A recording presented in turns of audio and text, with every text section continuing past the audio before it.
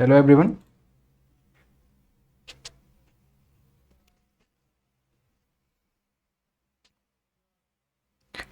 मैं शुभम आप सभी का मैथोलिक्स चैनल पे फिर से स्वागत करता हूँ। काफ़ी टाइम के बाद मैं यहाँ पे कोई वीडियो लेके आ रहा हूँ। उसकी वजह सिर्फ इतनी थी कि आप लोगों को पता होगा 2018 के थ्रू मेरा टीए इन सीबीडीटी हो गया था सीजीएल में। तो उसी की ज्वाइनिंग के चक्कर में मैं थोड़ा 4-5 महीने का इधर आधर था, इसीलिए ये वीडियोस वगैरह नहीं आ पाई थी। लेकिन हाँ, प्रॉमिस करता हूँ कि अब कोशिश करूँगा कि आपको रेगुलर वीडियोस मिलती रहें। जैसे कि हमने चैप्टर वाइज सीरीज चला रखी थी वो भी चलती रहेगी, मेंस वाली सीरीज भी चलेगी, और साथ के साथ जो फिलहाल में पेपर हुए हैं जितने भी, उनके सारे क्वेश्चंस हम यहाँ पे डिस्कस करने वाले हैं। आज मैं जो पेपर यहाँ लेके आया हूँ वो 2020 का, जो हमारे सीजीएल 2020 वाले का टीयर 2 हुआ था 29 जनवरी को, है ना। तो उसके क्वेश्चंस लेके आया हूँ। इसको हम 4 पार्ट में करेंगे। 25 क्वेश्चन आज, 25 नेक्स्ट वीडियो में, ऐसे ही करके 4 वीडियो में इसको हम फिनिश कर लेंगे। देखिए लिखे हुए यहाँ पे इंग्लिश में है, लेकिन हिंदी में आपको समझाता रहूँगा। इतना ऐसा कुछ नहीं है कि ये समझ में ना आए, सिंपल लैंग्वेज होती है, तो आप इसको आसानी से समझ सकते हो। तो चलिए देखते हैं पहला क्वेश्चन हमारा क्या है।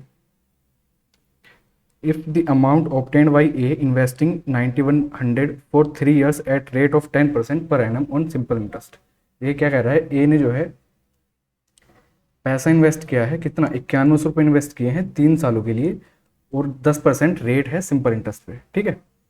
Is equal to amount obtained by B by investing a certain sum of money for 5 years at the rate of 8%। किसके बराबर है वो, बी के उस अमाउंट के बराबर है जो 8% की रेट पे 5 सालों के लिए उसने दिया है, ठीक। कोई प्रॉब्लम नहीं, क्वेश्चन हमें समझ में आ गया। इसने क्या पूछा है, इसने क्वेश्चन में हमसे पूछा है कि 90% बताओ बी का कितना होगा। पहले तो हमको बी ही निकालना है कि बी का 90% कितना होगा, उसको बाद में बता देंगे। तो क्वेश्चन में देखिए इसने कहा है कि जैसा ए का प्रिंसिपल कितना है, 9100 रुपये, 10% रेट है, उस 3 साल क्या है उसका टाइम है। तो 3 साल में 10% के अकॉर्डिंग उसको 30% क्या है, रेट ऑफ इंटरेस्ट मिल जाएगा, 30% उसका इंटरेस्ट मिल जाएगा। इसका मतलब 9100 तो उसकी वैल्यू खुद ही थी, 30% का इंटरेस्ट मिल जाएगा, तो वैल्यू कितनी हो जाएगी, 130%। उसने क्वेश्चन में क्या कहा है कि ये जो है किसके बराबर है, बी के उस अमाउंट के बराबर है जो 8% पे 5 सालों के लिए दिया गया है। कितने, 5 सालों के लिए, यानी कि 8×5 = 40, 40% का यहाँ पे उसको क्या मिल जाएगा, इंटरेस्ट मिल जाएगा। तो बी का 100% वैल्यू खुद की रही होगी, लेकिन 40% उसको इंटरेस्ट मिलेगा, तो 140% क्या हो जाएगा, ये वैल्यू उसके इक्वल हो जाएगी, ठीक है। तो ये देखिए आप, यहाँ से हम बी की वैल्यू आसानी से कैलकुलेट कर सकते हैं। देखिए परसेंटेज से परसेंटेज हट जाएगा, क्योंकि दोनों साइड में अपॉन में 100 आएगा, तो ये हट जाएगा। बी की वैल्यू कितनी हो जाएगी, 9100 इंटू 130, और अपॉन में क्या हो जाएगा, 140। लेकिन इसने हमसे क्या कहा है कि बी का भी 90% बताना है, तो बी की वैल्यू आ गई, इसका भी 90% बताना है, 90/100 और कर देंगे और हमारा आंसर आ जाएगा। देखिए पेपर के अंदर क्या हमारी अप्रोच होनी चाहिए, वो सारी चीज़ें यहाँ पर मैं आपको साथ के साथ डिस्कस करता हुआ चलूँगा, ठीक। 2 जीरो से 2 जीरो कैंसिल आउट, इस जीरो से इसको हटा दीजिए, ठीक है। और 7 से इसको काटेंगे तो 7 2 जा, और ये 13 टाइम्स जाएगा ना, और 2 से 130 को काटेंगे तो कितना आ जाएगा, 65। तो हमारे पास दरअसल वैल्यू कितनी बची है, 9×13×65। ये आपको लिख के दिखा रहा हूँ मैं, इसलिए बाकी कैलकुलेशन हम ऊपर भी कर सकते थे। तो यहाँ ऑप्शन में हमें दिख रहा है कि लास्ट में 0 भी आ रहा है, 5 भी आ रहा है, लेकिन यहाँ पे 0 बनने की कोई भी संभावना नहीं है। 9 3 जा, यूनिट डिजिट चेक कीजिए, यूनिट डिजिट से आप क्वेश्चन को करोगे तो कैलकुलेशन आपकी काफ़ी आसान हो जाती है। यूनिट डिजिट, अप्रोक्सीमेशन, ये सारी चीज़ें पेपर के अंदर काम आती ही आती हैं। मैं हमेशा अपनी वीडियो में हमेशा कहता हूँ कि इनका इस्तेमाल आप कीजिए। तो 9 3 जा 27, यानी कि यहाँ से 7 बनेगा यूनिट डिजिट, और 7 5 जा क्या हो जाएगा, 35, यानी कि यूनिट डिजिट जो भी हमारा आंसर आ रहा होगा उसका क्या होगा, 5 होगा। और एक ही ऑप्शन ऐसा है जिसमें 5 गिवन है। ये ऑप्शंस देखिए पेपर के अंदर आए हुए हैं, क्वेश्चन आया हुआ है, ठीक है। 2020 का जो 29 जनवरी को पेपर हुआ था टीयर 2 का, वो यहाँ हम डिस्कस कर रहे हैं। हम तो पूरी कैलकुलेशन हमको नहीं करनी है, आप लेके बैठ जाइए इसको, कैलकुलेशन करने लगी, कोई फायदा नहीं। हमको दिख रहा था ये भी ओड है, ये भी ओड है, और 5 अपने आप में ओड है, तो 5 की मल्टीप्लाई जब आप किसी भी ओड से करोगे तो वो 5 देगा, हमेशा 0 नहीं दे सकता। इसमें एक भी इवन नंबर होता तो फिर वो 0 देता। तो इसका आंसर क्या हो जाएगा, 7605। ज़्यादा करेंगे आप तो कैलकुलेशन इसकी कर लीजिए बैठ कर आराम से, और फ़ायदा कुछ नहीं है। अपने 5 7 8 10 सेकंड ख़राब करोगे और कुछ भी नहीं करोगे। तो पेपर के अंदर आपकी अप्रोच ये ज़रूर होनी चाहिए, ठीक है, फिर से देख लीजिए एक बार। इसने क्या कहा था कि ए का जो 9100 रुपये है उसने 10% के रेट पे 3 सालों के लिए इन्वेस्ट किया है, तो यानी कि 130% हो जाएगा। 10 या 30% उसको क्या मिल जाएगा, रेट मिल जाएगा, इंटरेस्ट लग जाएगा उस पर, है ना। तो ये इसने कहा है कि बी के 140% के बराबर है। तो हमने बी की वैल्यू देखी 9100 अपॉन 130 इंटू 140 हो जाएगी, सॉरी इंटू 130 अपॉन 140, और उसका भी हमको 90% बताना था, उसने क्वेश्चन के अंदर यही पूछा था। तो हमने क्या काम किया है, उसकी वैल्यू निकाल दी 7605, हमारा इसका आंसर आ गया है। ठीक है, आपको अगर कुछ भी यहाँ पे प्रॉब्लम होती है, कुछ भी चीज़ समझ में ना आए या कुछ भी हो, तो आप कमेंट बॉक्स में बता सकते हैं। अदरवाइज टेलीग्राम चैनल का लिंक मैं आपको प्रोवाइड करा दूंगा डिस्क्रिप्शन में, वहाँ पे जाके आप मुझे सर्च करके डायरेक्ट मैसेज भी कर सकते हैं। दूसरे क्वेश्चन में क्या कह रहा है, the slant height and radius of a right circular cone are in the ratio of 29:20। ठीक है, if its volume is 4838.4 pi centimetre cube then its radius is. इसने स्लैंट हाइट किसको बोलते हैं, तिर्यक ऊंचाई। किसकी बात कर रहा है, कोन की बात कर रहा है। कोन की तिर्यक ऊंचाई और रेडियस का जो रेशियो है ना, L/R का जो रेशियो है वो कितना है, 29:20। अब जो बच्चे अच्छे से प्रैक्टिस कर रहे होंगे वो यहाँ से डायरेक्ट समझ गए होंगे कि H की वैल्यू अगर इसी रेशियो में हम लेंगे तो हमारा क्या बनेगा, ट्रिपलेट बनेगा 21, 20, 21 और 29 का। तो उसकी वैल्यू कितनी हो जाएगी, 21। अगर इनके साथ कोई भी एक कॉन्स्टेंट लगा दें तो 21x हो जाएगी। कुछ अगर आपको नहीं समझ आ रहा हो तो एक बार देख लीजिए। ये हमारा क्या हो गया, कौन हो गया। ठीक है, ये हाइट हो गई। थोड़ा कलर चेंज कर लेते हैं पेन का, 1 मिनट। ये एल होता है स्लैंट हाइट जिसको बोलते हैं हम, तिर्यक ऊंचाई। ये हमारी एच होती है और ये हमारी आर होती है। ठीक, अरे ये क्या हुआ, कोई बात नहीं, एडजस्ट कीजिए। ये आर है, यहाँ से आप पाइथागोरस लगाओगे तो एल स्क्वायर बराबर कितना हो जाएगा, r square plus, sorry h square plus r square. ठीक है, तो ये कितनी दे रखी है इसने हमको, 29 दे रखी है। रेडियस कितनी रखी है, 20 दे रखी है। तो हमको पता है राइट एंगल ट्राइंगल में ये कितनी हो जाएगी, 21 हो जाएगी। ये ट्रिपलेट होता है 20, 21 और 29 का। इतने सिंपल सिंपल से आपको ट्रिपलेट याद होने ही होने चाहिए। अगर नहीं है तो सच में फिर प्रॉब्लम है, आपको मेंस को देने में काफ़ी प्रॉब्लम हो सकती है। ये छोटी छोटी चीज़ें हैं लेकिन आपको याद होनी चाहिए। ठीक है, तो यहाँ हमको देखते ही तुरंत पता चल जाना चाहिए था कि 29 और 20 का रेशियो दे रखा है हाइट का और स्लैंट हाइट और रेडियस का, तो एच किस रेशियो में होगी, एच का मतलब 21 होगा। ठीक, बस इसने वॉल्यूम हमको दे रखा है। दरअसल पूछा क्या है क्वेश्चन में, रेडियस की वैल्यू पूछी, यानी कि 20x इसकी वैल्यू बतानी है। तो हमारे पास है ना 1/3 into pi r square h क्या होता है, वॉल्यूम होता है किसका, कोन का। तो 4838.4 पाई के इक्वल दे रखा है, पाई से पाई कैंसिल आउट हो जाएगा। तो यहाँ से हमको देखिए आर की वैल्यू पुट करेंगे तो 20x इंटू 20x, एच की वैल्यू कितनी पुट करेंगे 21x, और ये किसके बराबर हो जाएगी 4838.4, और 3 उधर जाके मल्टीप्लाई कर लेगा। तो यहाँ से एक्स क्यूब की वैल्यू कितनी हो जाएगी, 4838.4 इंटू 3 अपॉन 20 इंटू 20 इंटू 21। ठीक है, अब इसकी कैलकुलेशन करनी है तो कैसे करनी है, देखिए 3 से इसको हम डिवाइड करेंगे 7 आ जाएगा। कलर थोड़ा चेंज कर लेते हैं पेन का, देखने में आसानी होगी आपको। 7 टाइम्स चला गया, इस डेसिमल को यहाँ से हटाओ और यहाँ पे 10 लगा दो, क्योंकि हमको तो क्यूब रूट निकालना है। तो इसको हम डिवाइड करते हैं तो कितना आएगा, ये 7 6 42 हो जाएंगे, 7 9 63 और 12 7 84 होते हैं, 6912 अपॉन में क्या बन जाएगा 20 इंटू 20, और ये 10 रखा हुआ है। अगर मैं इसको भी 20 बना दूं तो आसानी से क्यूब रूट निकाल सकता हूँ, है ना। तो 20 बनाने के लिए 2 से मल्टीप्लाई ऊपर और 2 से हमको नीचे करनी पड़ेगी। तो कितना हो गया ये 12 दूनी 24 और 2 नंबर 18 और 2 छंग 12 और 1 13, 824 अपॉन 20 का क्यूब। ठीक है, ये किसके बराबर चल रहा है, एक्स क्यूब के बराबर चल रहा है। तो एक्स की वैल्यू कितनी हो जाएगी, आप इसको देखोगे तो 20 का क्यूब करते हैं तो 8000 आता है, और 25 का क्यूब हमको पता है 15625 होता है। तो उसके बीच में ऐसा किसका क्यूब करें कि लास्ट में 4 आए, तो एक केवल और केवल 24 बचता है।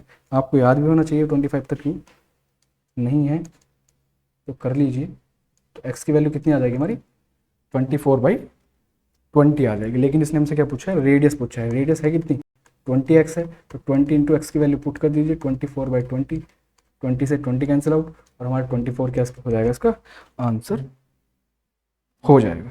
ठीक है, थोड़ा सा इसको साफ कर देता हूँ, ये तो समझ आ ही गया होगा आपको। ठीक है, फिर से समझ लीजिए कि स्लैंट हाइट और रेडियस का रेशियो हमको क्या दे रखा था, 29:20। तो यहाँ से हमको डायरेक्ट दिख जाना चाहिए कि एच जो होगा वो 21 के रेशियो में होगा, यानी कि हाइट किसके रेशियो में होगी, 21 के रेशियो में होगी। उसके बाद सिर्फ हमने सिंपली वॉल्यूम ऑफ कोन का फॉर्मूला लगा दिया, कितना होता है 1/3 पाई आर स्क्वायर एच। इनकी वैल्यूज पुट कर दी, एक्स क्या था कांस्टेंट था, इसकी वैल्यू हमको कैलकुलेट करनी थी यहाँ। तो एक्स क्यूब बराबर कितना आ गया, सॉरी एक्स बराबर 24/20 आ गया। ठीक है, इसको देखो यहाँ आपको ये कैंसिल नहीं करने थे, 20 काटने नहीं थे, तो आपका टाइम जाता है, यहाँ से फंस जाते। हमने क्या किया, 10 जो था इसको भी 20 बना दिया, क्योंकि हमको पता था कि क्यूब रूट निकालना है। क्यूब रूट निकालना है तो हमने दो ऑलरेडी 20 रखे हुए थे, एक 20 और बना दिया, तो 20 डायरेक्टली हमारा बाहर आ जाएगा। ऊपर मल्टीप्लाई 2 से कर दी तो 13/824, 13/824 किसका क्यूब होता है, 24 का क्यूब होता है। तो एक्स की वैल्यू कितनी आ गई, 24/20। लेकिन हमको किसकी वैल्यू बतानी थी, 20x की बतानी थी, क्योंकि रेडियस जो है 20 के रेशियो में गिवन है। ठीक है, आगे चलते हैं। ये देखिए इस तरह का क्वेश्चन आना फिक्स है सिंप्लीफिकेशन का, तो आप इसकी प्रैक्टिस करके जाइए। सिंप्लीफिकेशन के दरअसल 2 से 3 क्वेश्चन आते ही आते हैं, और बोर्ड मार्क्स आपको अच्छे से पता होना चाहिए, नहीं तो प्रॉब्लम हो सकती है। इसने क्या कहा है, देखिए एक्स की वैल्यू हमको दे रखी है, ये कुछ लंबा चौड़ा लिखा हुआ है। इसने कहा कि when y is added to x, यानी कि जब इस वैल्यू जो भी आएगी यहाँ से, इस वैल्यू में हम वाई को जोड़ेंगे तो हमारा रिजल्ट कितना हो जाएगा, 7/13 हो जाएगा। तो वाई की वैल्यू बताओ।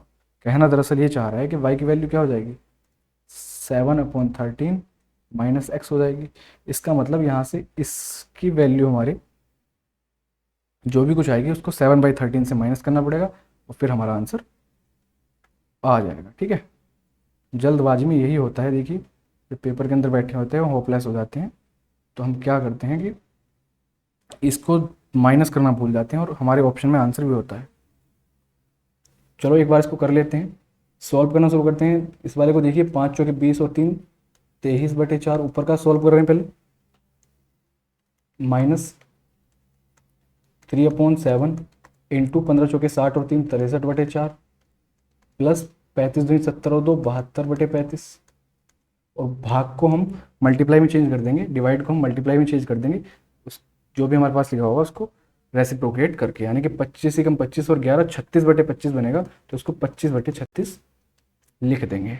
इतना काम हमको करना है। डिवाइड कीजिए, 36 ध्वनि 72, 5 सत्ते 35 और 5 पंजे 25। पहले ऊपर वाले को एक साथ सोल्व कर लीजिए।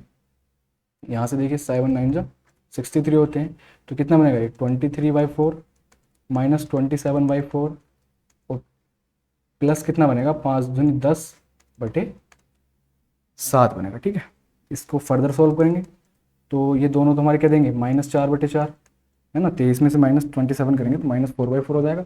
इसका मतलब 10/7 -1 बराबर कितना हो जाएगा, 3/7। ये क्या है हमारा, ये हमारा न्यूमरेटर आया, अभी डिनोमिनेटर हमने सॉल्व नहीं किया। अब बात करते हैं हम डिनोमिनेटर की, तो डिनोमिनेटर देख लीजिए, 3/4 भाग है, मल्टीप्लाई में चेंज कर देंगे, 5 चौक 20 और 21/4 बनेगा, तो 4/21 उसको लिख देंगे, 5 पंजे 25 और 3 28/5 ऐसे ही रहेगा। फिर भाग को चेंज करके 15 से 45 और 4 49/15 बनेगा, उसको 15/49 लिख देंगे। कैंसिल आउट कर लीजिए, जो हो रहा है 3 सत्ते 21, 4 से 4 कैंसिल आउट, 7 से 4 टाइम्स जाएगा, 49 7 टाइम्स जाएगा, 5 से 15 3 टाइम्स जाएगा। ठीक है, तो कितना बनेगा, 1/7 प्लस 4 थे 12/7, इसका मतलब कितना हो जाएगा, 13/7 हो जाएगा क्या हमारा न्यूमरेटर। तो लेकिन अभी एक्स की वैल्यू तो हमारे पास आई नहीं है, एक्स की वैल्यू कैसे आएगी, एक्स की वैल्यू आएगी, न्यूमरेटर कितना था 3/7, डिनोमिनेटर कितना आया 13/7, 7 से 7 कैंसिल आउट, तो 3/13 हमारी क्या आ गई, एक्स की वैल्यू आ गई। देखिए अगर एक भी ऑप्शन इसमें 3/13 का होता तो मैं गारंटी से कह सकता हूँ 50%, एटलीस्ट 50% बच्चे तो 3/13 को टिक करके निकल जाते। वो ये भूल जाते कि हमको बताना क्या है, वाई की वैल्यू बतानी है, जो कि कब आएगी, 7/13 से माइनस करके हमको मिलेगी। ठीक, तो 7/13 से इसको माइनस कीजिए, पाई की वैल्यू के लिए हम क्या करेंगे, 7/13 माइनस 3/13 बराबर कितना आ जाएगा, 4/13, जो कि इस क्वेश्चन का आंसर होने वाला है। ठीक है, आसानी से, कोई प्रॉब्लम नहीं है, सिंपल सा क्वेश्चन था। कैलकुलेशन भी कोई ऐसी खास ज़्यादा नहीं थी, लिखने में इतना लंबा चौड़ा दिख रहा है, बाकी है कुछ नहीं इसके अंदर। मुश्किल से हार्डली 30 से 35 सेकंड का क्वेश्चन ये होना चाहिए था।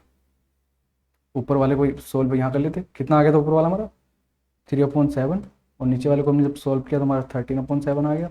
इसका मतलब कुल वैल्यू यहाँ से 3/13 हो गई इसकी। ठीक है, उसको हमने 7/13 से माइनस किया तो 4/13 इसका आंसर आ गया। देखिए पाई चार्ट का क्वेश्चन आ गया हमारा, ग्राफ। ऊपर का तो इतना ये पढ़ने की कोई ज़रूरत है नहीं, क्या लिखा हुआ है इसको देख लीजिए। Average production of fertilisers by country Z in 2017, 18 और 20।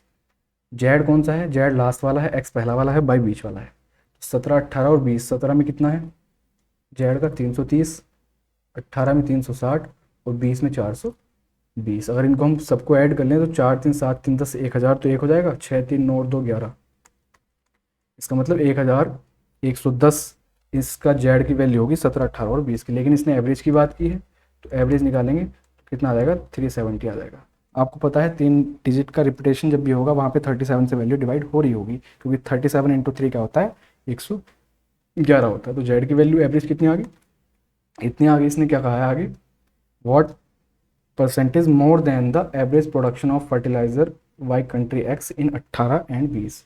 तो एक्स की 18 में कितनी है 240, 20 में कितनी है 260, यानी कि x की वैल्यू कितनी होगी 240 और 260 500। लेकिन इसने एवरेज की बात की है तो इसको हम कर देंगे 250। ठीक है, कोई प्रॉब्लम नहीं। अब इसने कहा है कि कितना ज़्यादा है, इससे हमको ये बताना है कि 250 से 370 कितने परसेंट ज़्यादा है। तो हमको 120 ज़्यादा दिख रहा है, कितने पे 250 पे, और परसेंटेज के लिए 100 लगा देंगे, तो 0 से 0 कैंसिल आउट, 25 चौके 100 और 12 चौके 48, यानी कि 48% इस क्वेश्चन का हमारा आंसर हो जाएगा। सिंपल क्वेश्चन था, कुछ भी ऐसा टिपिकल इसमें नहीं था, काफ़ी आसान क्वेश्चन। देखिए पेपर में बीच बीच में ऐसे क्वेश्चन आते रहते हैं जो हमको परेशान करते हैं। अगर आप उनको लेके बैठ गए तो आपका टाइम चला जाएगा और आप होपलेस हो जाएंगे। आगे जो हल्के हल्के क्वेश्चन, ऐसे ऐसे क्वेश्चन हैं आप यकीन नहीं मानोगे कि टियर 2 में आए हुए क्वेश्चन। तो इसलिए आर्ट ऑफ स्किपिंग क्वेश्चंस को स्किप करने की आर्ट आपको आनी ही आनी चाहिए।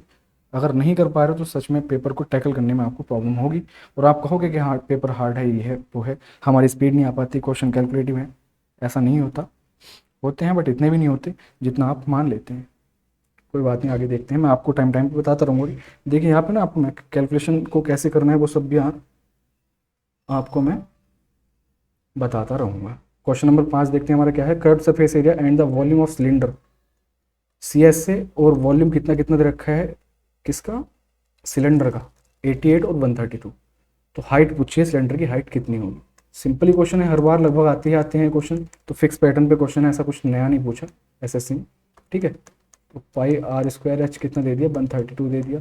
अगर इनको हम डिवाइड कर दें तो ये बताइए, पाई से पाई कैंसिल आउट, एक r से r, s से h cancel out.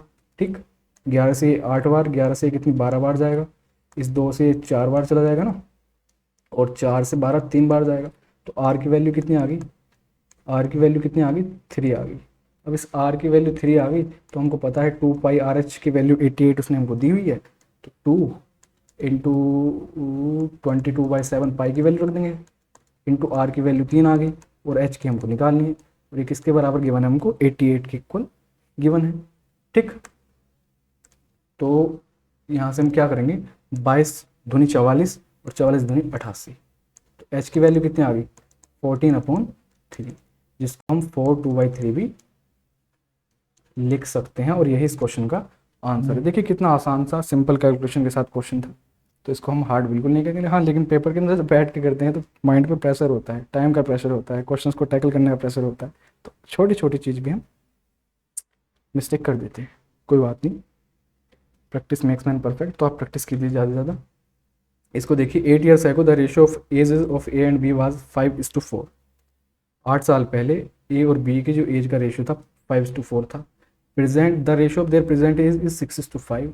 What will be the sum of the ages of A and B 7 years from now, यानी कि प्रेजेंट से 7 साल बाद का उसका उन दोनों की एज का सम क्या होगा, ये इसने हमसे पूछा है। तो क्वेश्चन को समझिए। 5:4। मैं आपको इसका तरीका बताऊंगा, क्रॉस प्रोडक्ट जो तरीका लगाते हैं वो अच्छा है, उसी से हम इस क्वेश्चन को करने वाले हैं। लेकिन उससे पहले छोटी सी चीज़ और समझ लीजिए कि क्वेश्चन अगर बाई चांस बड़ा होके आ जाए और हमको कुछ ऐसी चीज़ करनी हो जिसमें कैलकुलेशन कम हो, तो कैसे करेंगे। मुझे एक बात बताइए, यहाँ से 8 साल बाद हम प्रेजेंट एज पे आए जहाँ इनका रेशियो है 6:5, और ये हमसे कब पूछ रहा है, प्रेजेंट एज से भी 7 साल बाद का पूछ रहा है कि यहाँ बताओ इन दोनों की एज का सम कितना होगा। तो एक बात बताइए, यहाँ से यहाँ तक आते हुए दोनों की एज 8-8 साल बढ़ गई, यहाँ से यहाँ तक आते हुए दोनों की एज 7-7 साल बढ़ गई, यानी कि 8 और 7 15, 15 दूनी 30। यहाँ से यहाँ तक टोटल इन दोनों की एज की सम की बात करें तो कितनी, 30 ईयर्स बढ़ गई होगी। इसका मतलब हमारा जो भी आंसर आएगा, आंसर तो ये है, जो भी आंसर आएगा उसको, उसमें से अगर मैं 30 में माइनस कर देता हूँ, ठीक है, तो हम कहाँ पहुँच जाएंगे, यहाँ पहुँच जाएंगे 5:4 पे। इसका मतलब क्या हुआ कि 5 और 4 9, जो भी हमारा आंसर है उसमें से अगर मैं 30 माइनस कर देता हूँ तो वो 9 से क्या होना चाहिए, परफेक्टली डिविजिबल होना चाहिए। ठीक, तो यहाँ से हम ऑप्शन की हेल्प से इस क्वेश्चन को ऐसे कर सकते हैं। दिमाग में तुरंत आ जाना चाहिए कि 8 और 7 15, 15 दूनी 30। ठीक, यानी कि 30 साल अगर मैं ऑप्शन से कम करता हूँ तो मैं यहाँ से ऑप्शन एलिमिनेट कर सकता हूँ। जैसे कि मैं 90 से 30 कम करूँगा तो 60 हो जाएगा, और 60 9 से नहीं होता डिवाइड। 80 से 30 कम करूँगा तो 50 हो जाएगा, 50 9 से नहीं होता डिवाइड। 112 से 30 कम करूँगा तो कितना आएगा, 80 आएगा, 80 9 से डिवाइड नहीं होता। लेकिन हाँ, जैसे ही मैं 102 से 30 माइनस करूँगा तो हमारा कितना हो जाएगा, 72 हो जाएगा, और 72 9 का मल्टीपल होता है। तो हम डायरेक्टली इसको भी क्लिक करके आ सकते हैं, अगर टाइम कम है तो, कैलकुलेशन करने के लिए आपके पास टाइम नहीं है तो। बाकी इस क्वेश्चन की कैलकुलेशन में कोई ऐसा बड़ा टिकलिस टास्क नहीं था कि हाँ बहुत ज़्यादा बड़ा हो। ठीक है, आई होप क्वेश्चन आपको समझ आ गया होगा। इतना देखना था कि 8 साल और 7 साल बाद, 8 साल पहले की बात कर रहा है और 7 साल बाद का पूछ रहा है। ठीक है, और इससे अलग हम क्या कर सकते थे, 6:5 पे भी चेक कर सकते थे क्वेश्चन को। यानी कि 7 साल पहले उसकी एज क्या रही होगी, 6:5 है तो वो 11 का मल्टीपल होना चाहिए। दोनों की एज को 7-7 साल कम कर दें, यानी कि -14 कर दें ऑप्शन में से, हर ऑप्शन से, तो भी हमारा जो बचेगा वो 11 का मल्टीपल होना चाहिए। तो इस तरीके से क्वेश्चन को हम कर सकते हैं। मैं इस पर्टिकुलर क्वेश्चन के लिए आपको नहीं बता रहा हूँ कि ऑप्शन की हेल्प से भी क्वेश्चन किया जा सकता है, अच्छे से किया जा सकता है। तो आप इस तरीके को ज़रूर अप्लाई करके देखना, मज़ा आएगा। अब इसका जो एक स्टैंडर्ड तरीका होता है उसको देखते हैं। 5:4 आज से 8 साल पहले, 6:5 प्रेजेंट एज। ठीक है, गैप कितना हो गया, 8-8 का हो गया। क्रॉस मल्टीप्लाई करेंगे, 5 पंजे 25 और 6 चौके 24, 25 में 24 जाएंगे तो 1 आ जाएगा। 1 की वैल्यू कितनी हो जाएगी, इनकी क्रॉस मल्टीप्लाई, हमको पता है दोनों के बीच का गैप 1 है तो 8 ही हो जाएगी। ठीक है, तो 5 और 4 9, 1 की वैल्यू 8 आ गई तो 9 की वैल्यू कितनी हो जाएगी, टोटल की पूछी ना उसने हमसे, सम पूछा है। अलग अलग पूछता तो 8 पंजे 40 और 8 चौक 32 कर देते, तो दोनों की कितनी हो गई, 72 साल एज हो गई प्रेजेंट एज से 8 साल पहले की। लेकिन इसने कब पूछे है, प्रेजेंट एज से 7 साल बाद की पूछी है, यानी कि 8 साल पहले और 7 साल बाद के दोनों की एज में 15-15 साल ऐड हो जाएंगे, कुल मिला के 30 साल ऐड हो जाएंगे। तो कितना हो जाएगा आंसर हमारा, 102 इसका आंसर हो जाएगा। तो देखिए मैंने दोनों तरीके आपको बता दिए, जो भी अच्छा लगे आपसे कर सकते हैं, कोई प्रॉब्लम नहीं है।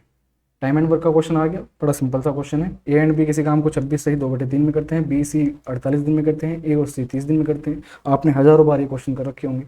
60% बताना है, 60% काम का ए कितने दिनों में कर लेगा। ठीक, तो ए प्लस बी कितना है, 26 से 78 और 2 80/3। बी प्लस सी कितने दिन में कर ले रहा है, 48 डेज में। और सी प्लस ए कितने दिनों में कर ले रहा है, 30 डेज में। टोटल वर्क मान लीजिए इनका एलसीएम जो भी मानना है, 240 मान लीजिए। तो कितना आ जाएगा, ए प्लस बी की एफिशिएंसी कितनी आ जाएगी, कार्यक्षमता 9 आ जाएगी। बी प्लस सी की कितनी आ जाएगी, 5 आ जाएगी। और सी प्लस ए की कितनी आ जाएगी, 8 आ जाएगी। तो 9 और 5 14 और 8 22, यानी कि 22 इनकी क्या हो गई, इफिशियंसी होगी। लेकिन यहाँ देखिए हर एक को हम 2-2 बार ऐड कर रहे हैं। ठीक है, बी भी 2 बार, सी भी 2 बार। तो यानी कि 2a + 2b + टू सी की वैल्यू हमारे पास कितनी है, 22 है।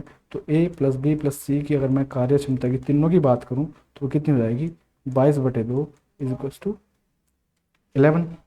ठीक, कोई प्रॉब्लम नहीं, 11 हो जाएगी। अब मुझे एक बात बताइए, हमको तो ए की एफिशिएंसी चाहिए ना, कि जो 240 काम है इसका भी 60%, 60/100 किससे करवाना है, ए से करवाना है। तो ए की एफिशिएंसी चाहिए, कार्यक्षमता चाहिए। तीनों की कार्यक्षमता 11 है, बी प्लस सी की 5 है, तो बचे हुए ए की कितनी हो जाएगी, 6 हो जाएगी ना। बस कार्यक्षमता को नीचे रख दीजिए, जो जितना काम करवाना है, नंबर ऑफ डेज आ जाएंगे। 6 से 10 बार गया, 2 जीरो से 2 जीरो कैंसिल आउट, तो कितने दिन में कर देगा, 24 डेज में ए उस काम के 60% को कर देगा। काफ़ी आसान क्वेश्चन था, इसमें कुछ ऐसी बड़ी बात नहीं थी। क्या पूछा है इसमें, देखिए हमको एक एक्सप्रेशन दिया हुआ है, इसमें कहा है कि what is the unit digit of x, इसकी मतलब यूनिट डिजिट क्या होगा। चार चार में ब्रेक कर लीजिए, 4 यहाँ से 2 बचेगा, यहाँ से भी 2 बचेगा, तो 3 की पावर 4 का मतलब 3 3 होते 27 थे 81 1, माइनस 7 7 49 9, और प्लस 6 6 36 6 आ जाएगा। इसका मतलब 6 और 1 7 माइनस 9 करेंगे, ठीक है, लेकिन 7 माइनस 9 करेंगे तो -2 आ जाएगा। तो -2 को आप 10 में से घटाओगे तो भी 8 आएगा, है ना। या फिर इसको 17 बना लोगे, 27 बना लोगे, कुछ भी बना लोगे, लास्ट में सिर्फ और सिर्फ आपके क्या बचना है, 8 ही बचना है। तो यही इस क्वेश्चन का हमारा आंसर हो जाएगा। देखिए कितने सिंपल, एकदम ऐसे क्वेश्चन लग रहे हैं कि जैसे हलवा क्वेश्चन है, और थे भी, ऐसी बात नहीं है, बट पेपर में प्रेशर होता है, मैं फिर से बता दूं, तो प्रॉब्लम होती है क्वेश्चन में। If an article is sold for 355 there is a loss of 29%। अगर किसी आर्टिकल को हम 355 में बेचते हैं तो 29% का लॉस होता है। इसका मतलब क्या हुआ कि वो 71% पे बिक रहा होगा, है ना। 71 की वैल्यू 355 है, तो ये कह रहा है कि 131% पे, सॉरी 31% के प्रॉफिट पे बेचने के लिए हमें कितने में उसको बेचना चाहिए। 71 की वैल्यू 355, 131 की वैल्यू बतानी है। पूरा पूरा 5 टाइम्स जा रहा है, दिख रहा है हमको। कितना आ जाएगा, 5 और 13 पंजे 65, 655 इस क्वेश्चन का आंसर हो जाएगा। कुछ नहीं था, फिर से देख लीजिए, 29% का लॉस हुआ, इसका मतलब 71% पे उसने बेचा होगा। तो 71% की वैल्यू कितनी होगी, 355 होगी। उसने कहा कि 31% का लॉस, यहाँ पे हम CP क्या है 100 मान के चल रहे हैं, अगर बाई चांस किसी के दिमाग में कुछ शक हो तो, ठीक है। तो 100% पे जब 31% का प्रॉफिट चाहिए, यानी कि 131% पे वैल्यू हमको सेल आउट करनी पड़ेगी। 71 की वैल्यू 355, 131 की वैल्यू 655। यही इस क्वेश्चन का हमारा आंसर होने वाला है।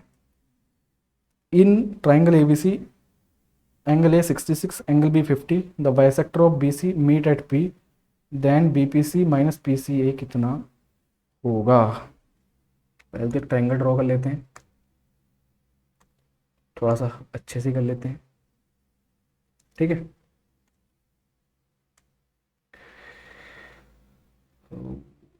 ओके, A B और C, इसने क्या कहा है कि एंगल A जो है ये 66 है। B और C के बाइसेक्टर कहाँ पे मिलते हैं,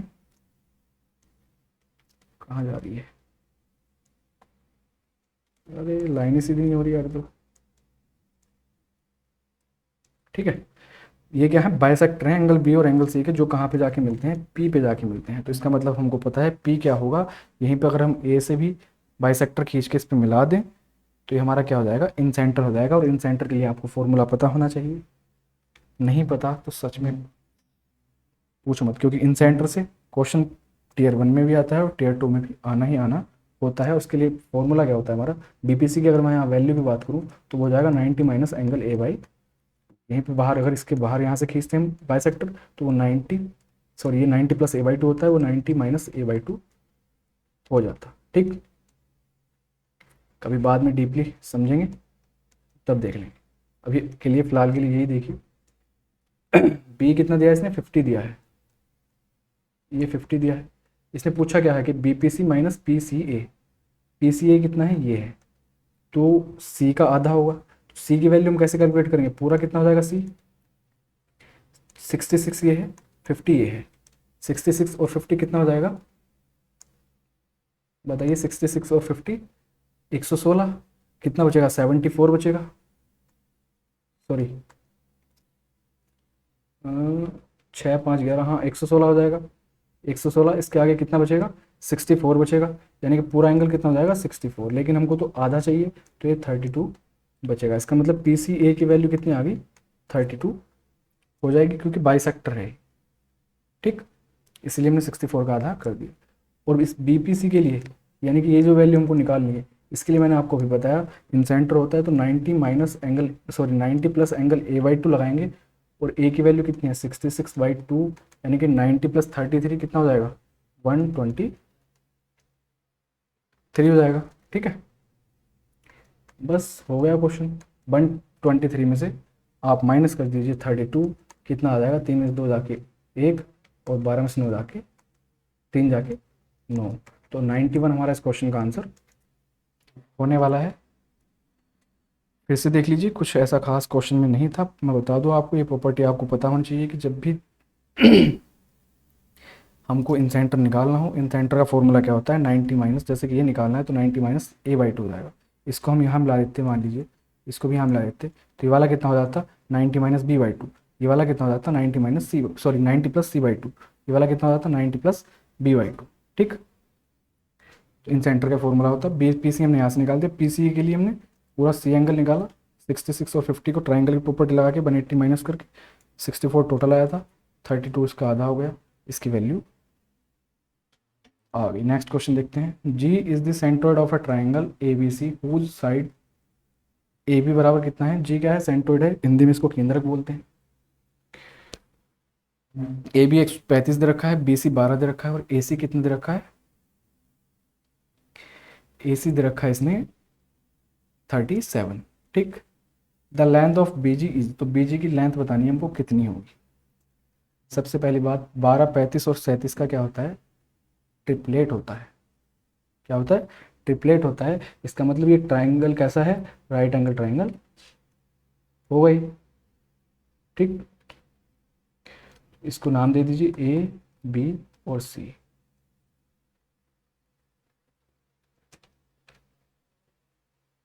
ठीक है, ए बी कितना है 35 है, बी सी कितना है 12 है, और ए सी कितना है 37 है। कोई प्रॉब्लम नहीं। अब यहां से देखिए इसने क्या कहा कि सेंट्रोइड की बात कर रहे हैं। सेंट्रोइड केंद्रक राइट एंगल ट्राइंगल में कहाँ होता है, ये होता है, ठीक। सॉरी ये नहीं होता, जहां पे भी तीनों भुजाओं से मीडियम इंटरेक्ट करती हैं आपस में, वो उसका सेंट्रोइड कहलाता है। तो इसका सेंट्रोइड कहीं यहाँ होगा, जिसको हम इसने जी कहा है, ठीक है।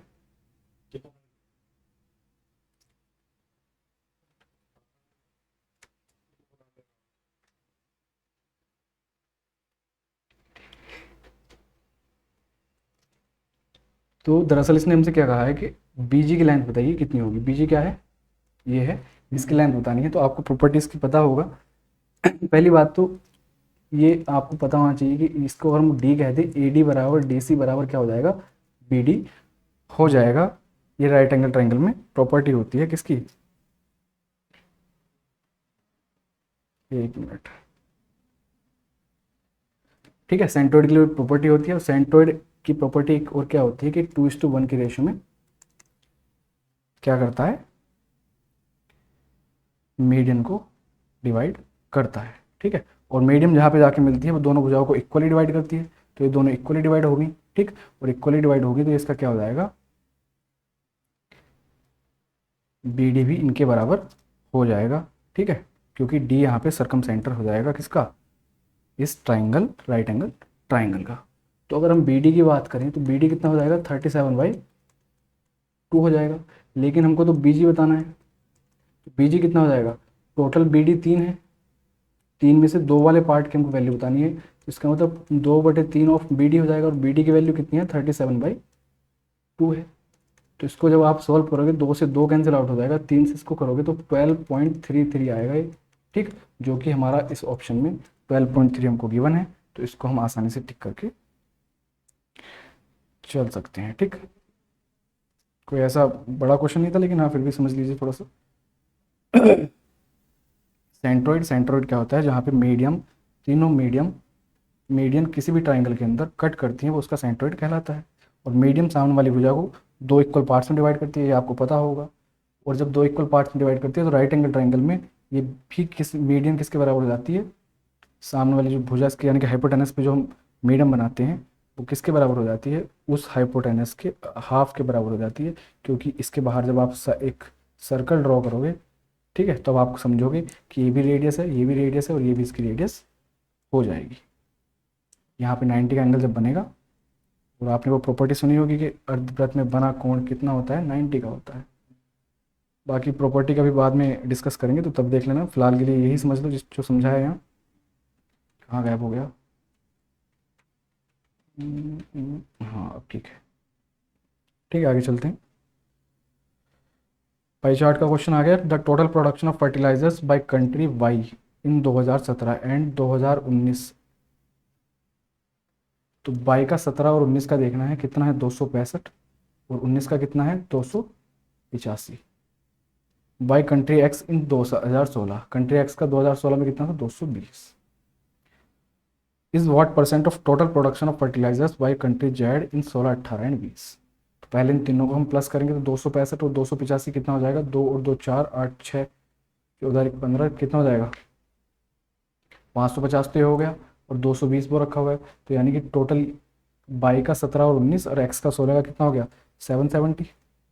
ठीक, अब इसने कहा कि जेड का देखना है 16, 18 और 20 का। 16 का कितना है जेड का, 320, 360 और 420।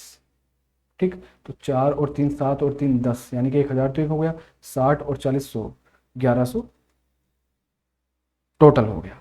तो हमको डायरेक्ट दिख रहा है, परसेंटेज बताना है, इंटू 100 कर दीजिए।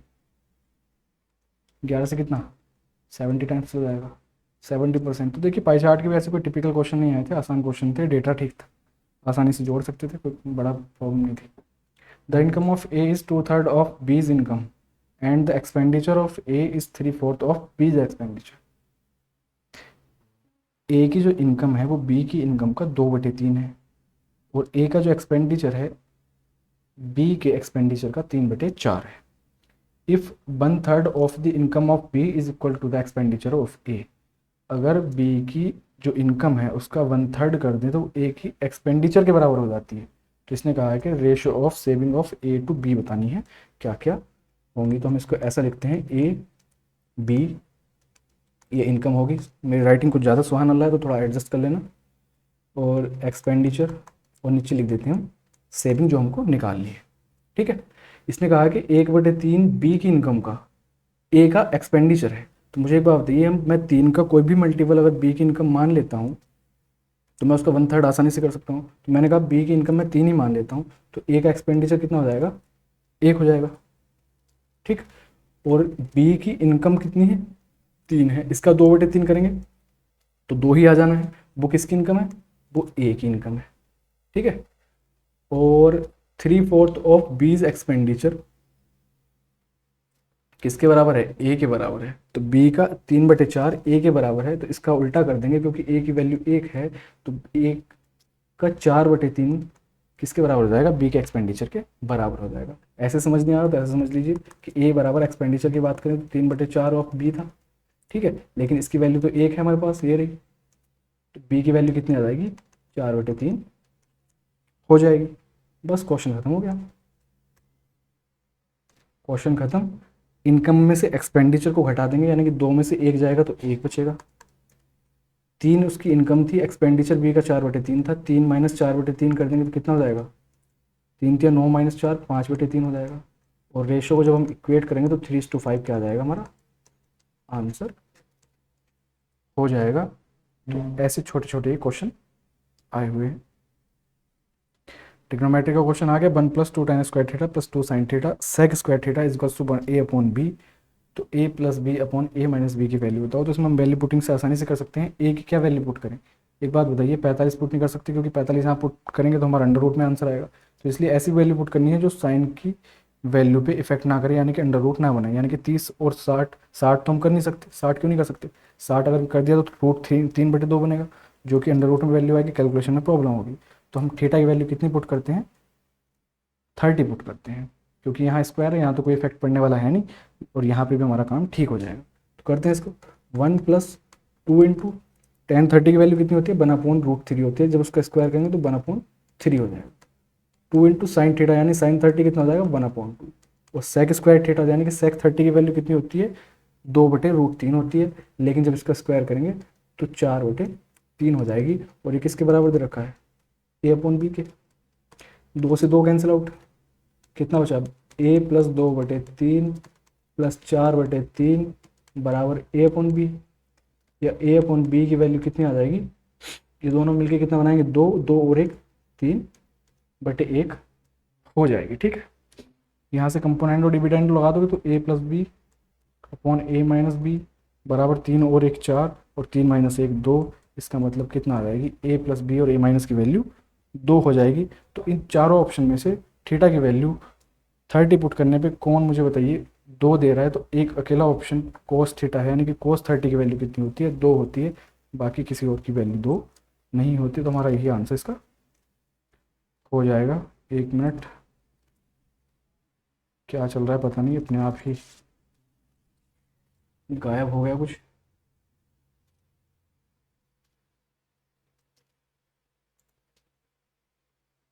एक मिनट रुक जाइए।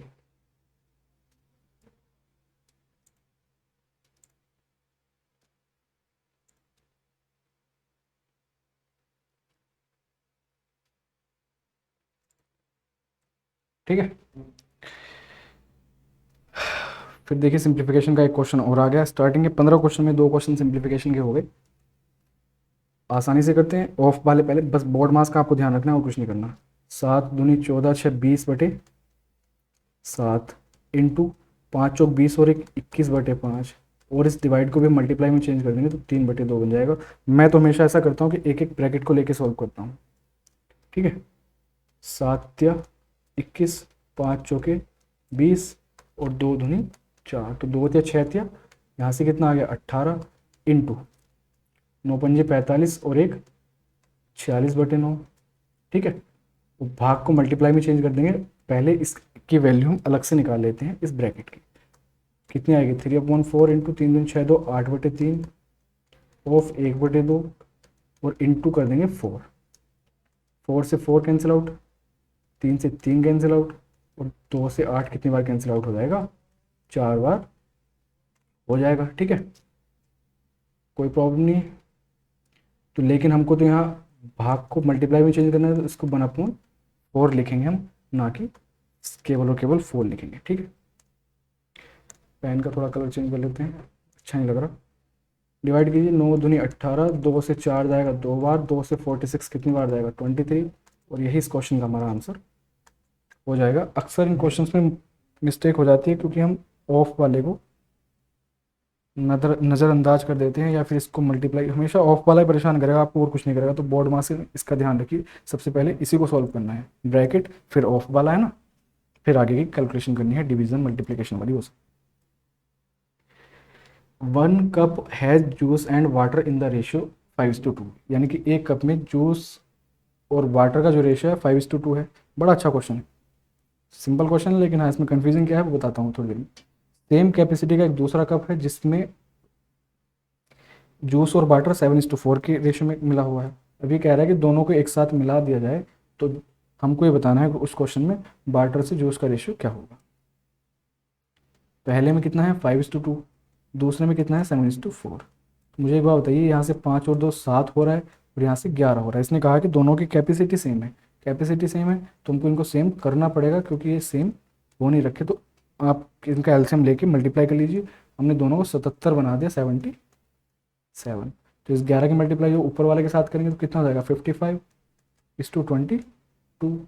7 की मल्टीप्लाई जब नीचे वालों के साथ करेंगे 7 7 जा 49 और 7 दूनी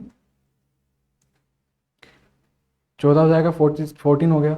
ये कितना हो जाएगा 46 और ये कितना हो जाएगा हमारा 9 5 14 5 4 9 और 1 10। 2 से डिवाइड कर लीजिए तो कितना आ जाएगा, ये आ जाएगा आपका 23 और 52। कहीं मिस्टेक हुई है क्या, अच्छा ये 28 बनेगा, सॉरी ये 28 बनेगा। और मैंने 14 इसमें ऐड करके 46 लिख कैसे दिया, कोई बात नहीं, हो जाती मिस्टेक। ये 50 हो जाएगा, ठीक है। तो 52 कितना आ जाएगा, 25 आ जाएगा। और ज़्यादातर मैं इस केस में तो ये कहूँगा लगभग 80% बच्चे ये लाइन नहीं पढ़ते कि हमको वाटर से जूस का रेशियो बताना है या जूस से वाटर का रेशियो बताना है। ये जो हमारा आया है ना, जूस से वाटर का रेशियो आया, देखिए हम किसको लेके चल रहे थे, जूस और वाटर। तो 52:25 ऑप्शन में है, इसको टिक करके भाग लेंगे और उनके 2.5 नंबर खत्म, है ना। 2.5 मार्क्स डिडक्ट हो ही जाने हैं, क्योंकि हमको क्या बताना है, वाटर से जूस का रेशियो, जो कि इसका उल्टा होगा 25:52, ठीक। बस यही ध्यान रखना, कोई ऐसी बड़ी चीज़ नहीं थी, बाकी कोई ऐसा बड़ी चीज़ नहीं की हमने। पहले दोनों वेसल को इक्वल किया, एक की कैपेसिटी 7 हो रही थी, एक की 11 हो रही थी। तो हमने क्या काम किया है कि एलसीएम 77 होता है, दोनों में 77 बना दिया और फिर इनको ऐड कर दिया। तो 52:25 जूस से वाटर का रेशियो आया, लेकिन वाटर से जूस का रेशियो बताना था, तो इसका उल्टा कर देंगे 25:52। इसमें तो कुछ नहीं, आपको डायरेक्ट फॉर्मूला लगाना है। a³ + b³ का फॉर्मूला कितना हो जाएगा, a + b। और इन जनरल क्या होता है कि a + b × a² + b² - ab होता है, लेकिन हमको जब a + b और ab ही गिवन है, तो हम कौन सा लगाते हैं, a + b का होल स्क्वायर और -3ab, ठीक है।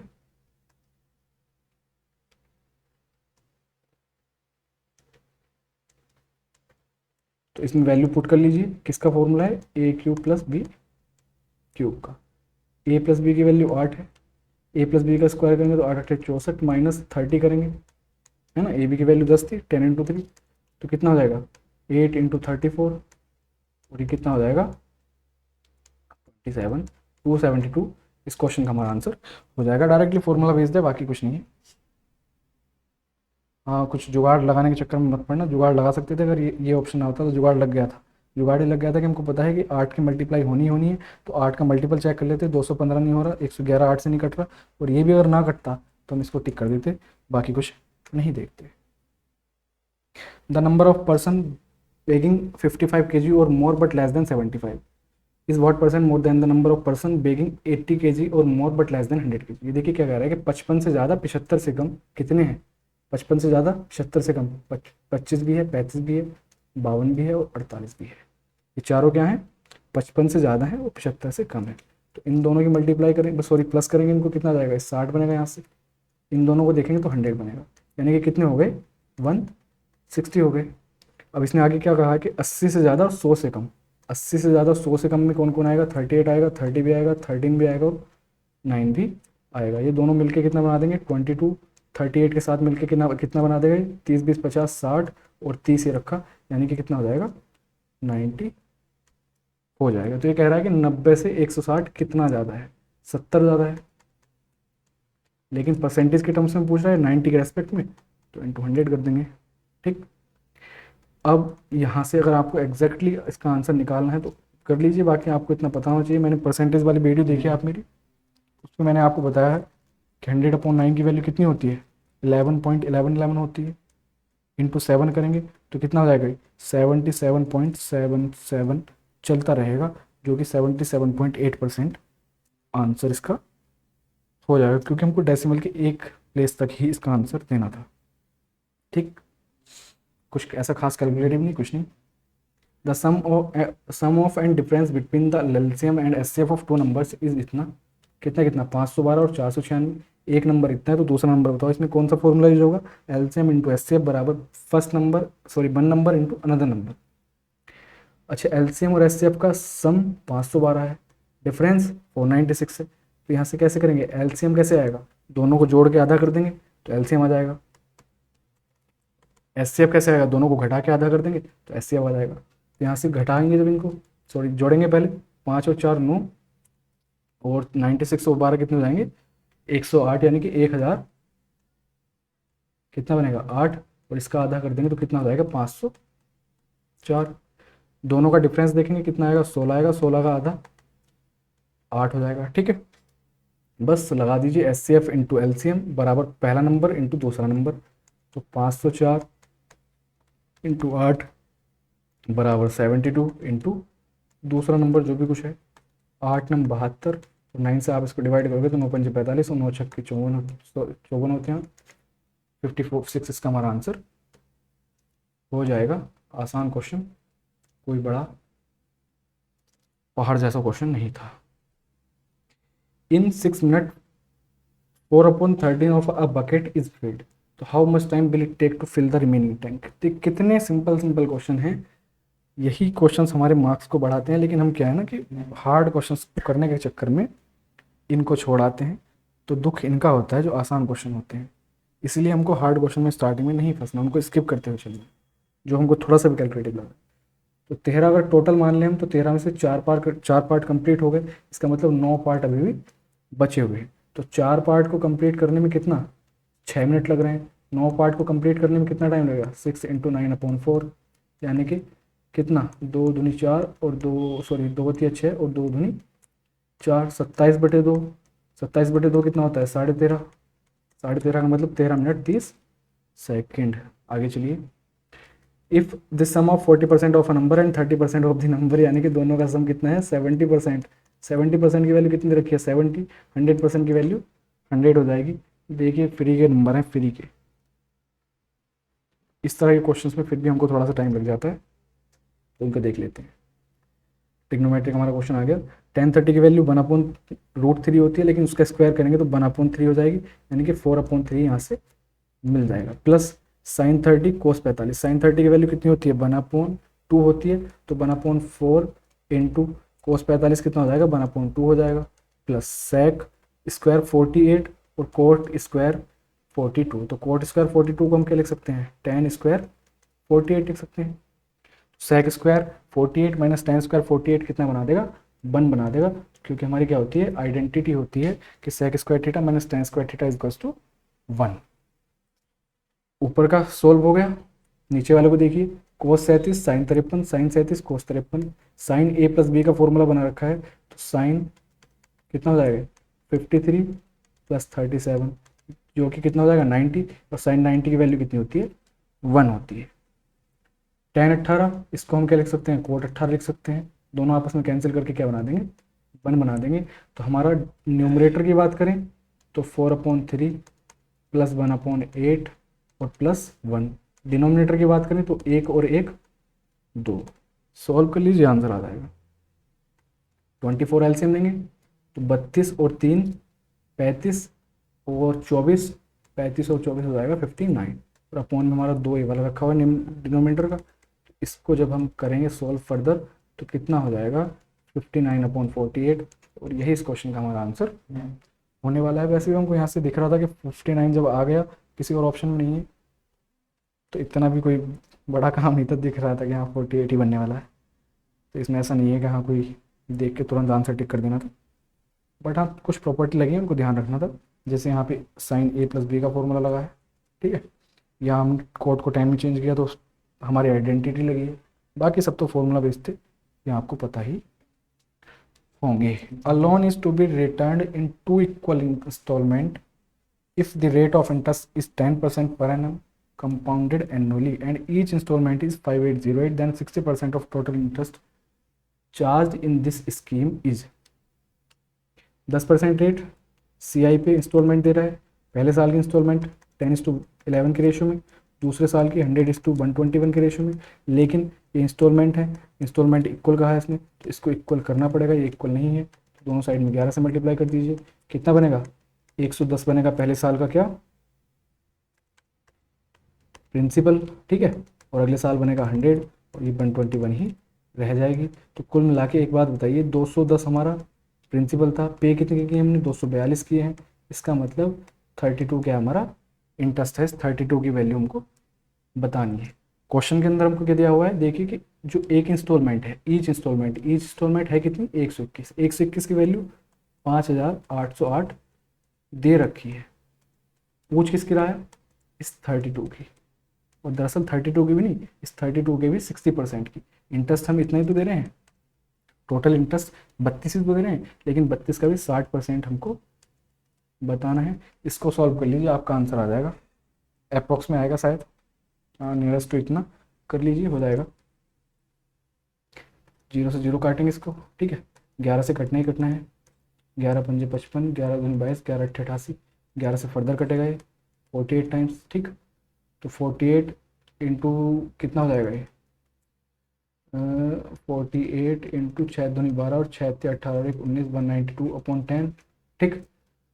तो इसकी मल्टीप्लाई आप जब आगे करेंगे, सॉल्व कर लेना, आपका इसके आसपास ही आएगा, ज़्यादा कुछ नहीं है, कैलकुलेशन करना, इतना भी कोई बड़ा इसमें काम नहीं था। नेक्स्ट क्वेश्चन देखते हैं। A B and C D are two chords in a circle with centre O and A D is a diameter. एक सर्कल में ओ सेंटर है, ए बी सी डी उसकी दो कोड हैं, ए डी डायमीटर है। A B and C D produce made at a point P outside the circle. अगर A P D की value 25 है, डी ए पी की 39 है, तो सी बी डी का मेजरमेंट हमको बताना है। तो पहले हम क्या करते हैं, थोड़ा एक सुंदर सा सर्कल बनाते हैं, ठीक। उसके बाद हम क्या करते हैं, पेन चेंज करते हैं, उसके बाद पेन चेंज करते हैं, ठीक है। अब करते हैं क्वेश्चन सॉल्व। ए बी और सी डी क्या है हमारे दो, देखिए सीधा बन गया, बस ठीक हो गया। इसको ए कह दें, इसको बी कह दें, इसको सी कह दें, इसको डी कह दें, ठीक है, इसको पी कह दें। ध्यान से समझना। और क्या दिया है इसने, एक मिनट, इसने कहा है हमसे कि ए डी जो है ये, ठीक है, ए डी क्या है, डायमीटर है। तो एक बात बताइए, ए डी डायमीटर है तो हमको साफ साफ दिख रहा है ये एंगल 90 होगा। कौन सा, ए सी डी, क्योंकि अर्धवृत्त में सेमी सर्किल में बना हुआ कोण कितना होता है, 90 होता है, ठीक है। ये कितना दे रखा है इसने हमको, ए पी डी, ये इसने हमको 25 दे रखा है, कोई प्रॉब्लम नहीं। ये इसने हमको 39 दे रखा है, ये वाला दे रखा है 39, डी ए पी, हाँ ठीक है। और हमसे पूछ क्या रहा है, ये हमसे पूछ रहा है कि सी बी डी, इसका मतलब ये है सी बी डी जो इसने हमसे पूछा है। थोड़ा अच्छे से ही कर लें इसको, एक मिनट रुकिए, थोड़ा कलर चेंज कर लेता हूँ पेन का, ठीक है। सी बी डी यानी कि ये पूछा है इसने हमसे, ये। तो एक बात बताइए मुझे, इस आर्क में सी बी डी बना हुआ है, इसी आर्क में ये बना हुआ है, अगर मैं इसको निकाल दूं तो दोनों की वैल्यू तो सेम ही रहने वाली है, ठीक। दोनों की वैल्यू तो सेम ही रहने वाली है। तो आप एक बात बताइए, इस बड़े ट्राइंगल को देखिए, ए, ठीक, पी और सी को, ये 90 है, तो इन दो का सम किसका, ए का और पी का भी 90 होगा। तो यानी कि इसकी मैं बात करूं तो टोटल कितना हो जाएगा, 90 - 25, है ना। लेकिन हमको तो ये वाला पोर्शन चाहिए, तो इसमें हमको 39 और माइनस करना पड़ेगा।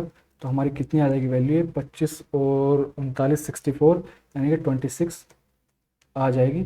और यही इस क्वेश्चन में इसने हमसे पूछा था, आसान क्वेश्चन था, ठीक। बस इतना ध्यान रखना था कि सेम मार्क पे बना हुआ एंगल ये था जो इसने पूछा था, और जो हम निकाल सकते थे, दरअसल हमारी जल्दी जिसको हम निकाल सकते थे वो ये था। हमें पता था कि सेम मार्क पे बने हुए एंगल दोनों इक्वल होंगे ही होंगे। नेक्स्ट क्वेश्चन देखते हैं। In triangle A B C angle B 78 है, A D is bisector of angle A meeting B C at D and A E perpendicular to B C at E. If D A E 24 है तो ए सी भी बताओ। Fix pattern का question है, पहले कितनी बार आ चुका है पता नहीं, और हर बार लगभग इसका क्वेश्चन देखने को मिल जाता है। तो ध्यान से समझना, फिगर तक याद होगी अब तो। इसकी ऐसी हालत है, ए ये है, बी ये है, सी ये है, ठीक है। A D is bisector, A D bisector बना लीजिए, ठीक। एक परपेंडिकुलर भी है, ए ई, ठीक। तो यहाँ से इसकी प्रॉपर्टी ये क्या है, बी 78 दे रखा है, ठीक। ये ए डी इसका एंगल बाइसेक्टर है और ये इसका परपेंडिकुलर है ई। तो यहाँ पे जो ये एंगल होता है इसका आप ध्यान रखिए, ये angle B plus angle C का हाफ हो, सॉरी माइनस होती है, इसमें माइनस होता है, angle B minus angle C का हाफ होता है, ठीक। बी इसने हमको कितना दे रखा है, बी कितना दे रखा है 78, और हमेशा पूछता यही वाला एंगल है, अंदर वाला जो इसका एंगल है ना, अंदर वाला जो एंगल है हमेशा पूछता इसी को है ये। पर इस बार इसने क्या क्या किया है कि इसकी वैल्यू हमको कितनी दे रखी है, 24 दे रखी है, ठीक है। और किसकी पूछ रहा है, ए सी बी, यानी कि सी की वैल्यू पूछ रहा है। तो बी की वैल्यू हमारे पास कितनी है, 78 है, माइनस एंगल सी ऐसे रखा रहेगा, और दो उधर जाके मल्टीप्लाई कर लेगा तो 48। तो एंगल सी की वैल्यू कितनी हो जाएगी, 78 माइनस 48, जो कि बराबर हो जाएगा 30 डिग्री के। तो नया क्वेश्चन बिल्कुल भी नहीं था, ये पहले आया हुआ है। मैंने इसकी प्रॉपर्टी आपको बता दी कि ये जो अंदर वाला एंगल है इसकी वैल्यू कितनी होती है, एंगल बी और एंगल सी का हाफ होती है। जब भी आपको दिखे कि इसी तरीके से क्वेश्चन आएगा कि एक तो इसका बाइसेक्टर देगा और एक परपेंडिकुलर देगा, उसके बीच का एंगल जो बराबर होता है रिमेनिंग दो एंगल्स के डिफरेंस के हाफ के बराबर होता है। तो देखिए आज के हमारे 25 क्वेश्चंस डिस्कस हो गए हैं, और आशा करता हूँ आपको समझ में भी अच्छे से आ गए होंगे। अगर कुछ प्रॉब्लम है तो आप मुझे टेलीग्राम पे आके मैसेज कर सकते हैं, कमेंट बॉक्स में बता सकते हैं, ठीक है। और मिलते हैं नेक्स्ट वीडियो में। हाँ, मैं कोशिश करूँगा कि आपको सारी चीज़ें टाइम टू टाइम मिलती रहे। ये हो गया फेज़ 9, है ना। फेज़ 9 के जो पेपर हुए हैं उसके पेपर भी हम कोशिश करेंगे डिस्कस करने की, साथ के साथ चैप्टर वाइज जो सीरीज चल रही है उस सीरीज को कंटिन्यू करने की कोशिश करेंगे। बाकी आप मैथहोलिक्स के टेलीग्राम चैनल को ज़रूर सब्सक्राइब कर लीजिए, टेलीग्राम चैनल पे जाके आप ज्वाइन कर लीजिए, क्योंकि आपको पीडीएफ वगैरह सारी वहीं पे मिलने वाली है। 2020 का ये हमारा टीयर 2 का पेपर था, ठीक है। मिलते हैं नेक्स्ट वीडियो में। Thank you so much.